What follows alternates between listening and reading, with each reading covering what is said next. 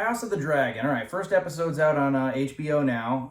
Hey, so far so good. It's really kind of difficult for me to get a read on the show. I am approaching it obviously with sort of a skepticism because I did love Game of Thrones, and I still do. And I wasn't as offended by the end of it as a lot of people were. But it was a pretty crappy ending. It was pretty underwhelming.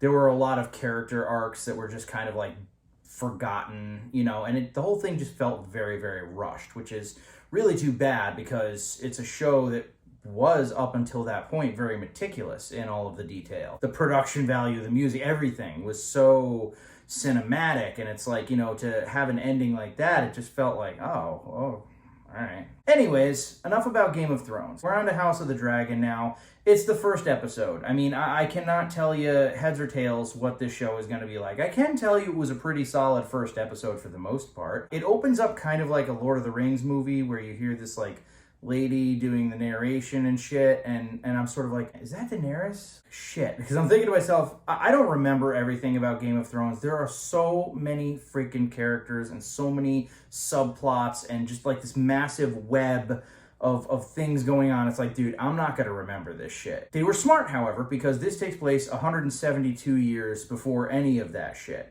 I do think that was a wise decision because if they had tried to make it take place 30 years before or something like that and tie a bunch of shit in very directly, you would have gotten the prequel trilogy kind of vibes where it's wait, how does R2 not remember that? Or, shit like that, just plot holes. But no, having it set almost 200 years prior makes for a completely different story and something interesting. But it does have enough, there's the Seven Kingdoms. You see briefly in one scene, everybody from all the houses, somebody from Stark House and shit. I don't really think that this show is going to be that Game of Thronesy where it kind of expands to everything. I haven't memorized all the characters' names yet. Matt Smith's character's name is Damon. He's freaking awesome.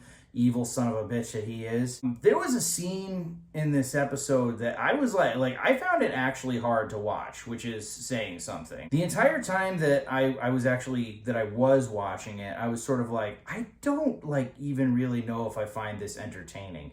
It was so intense and just awful, kind of brimming on the Red Wedding. And this is the first episode, so I'm just sort of shit, dude. And once again, you got a lot of kind of morally ambiguous characters. There's a lot of jousting in this episode. It all really takes place in one kingdom. And it sets up things you see where the deceit is most likely to happen, where it's most likely to unfold. I wonder if this is going to be like Game of Thrones in that it's don't get attached to anybody because they're just boom, like that. They'll drop something on you.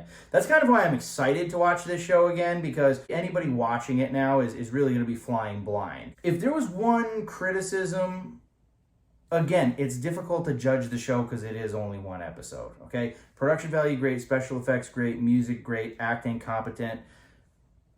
Everything that it needed to be. The only thing is, in this one particular scene where a bunch of criminals are getting executed and shit, it's the dead of night, and they utilize that same tactic that they did in the, third, I think, episode of the final, basically when they fought the White Walkers, where it is pitch ass black.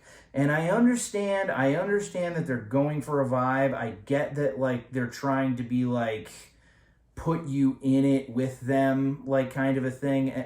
I understand that, but HBO, brighten your shit up. Seriously, dude. I couldn't tell what the fuck was going on. It was kind of annoying, actually. Thankfully, the scene only goes on for, maybe 2 minutes or something like that. So it wasn't, that. It wasn't, the full episode that we got in the last season. But it's just, guys, it didn't work the first time. Stop. So I hope that going forward, when there's, night raids or whatever the hell, I hope that they brighten it up a little bit. It is still a show. You don't get too freaking realistic with everything. That was my one problem with it. But yeah, Matt Smith, I keep wanting to say Matt Stone. Matt Smith was great. The King, but he does one really scummy thing that kind of backfires.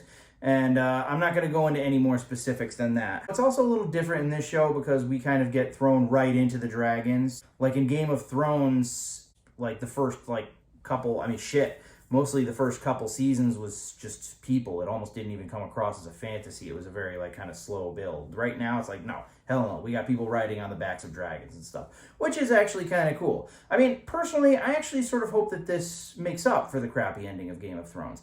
I'm not going to hold my breath, but I watched the first episode. It was competent. I enjoyed it for the most part. And, and that's all she wrote.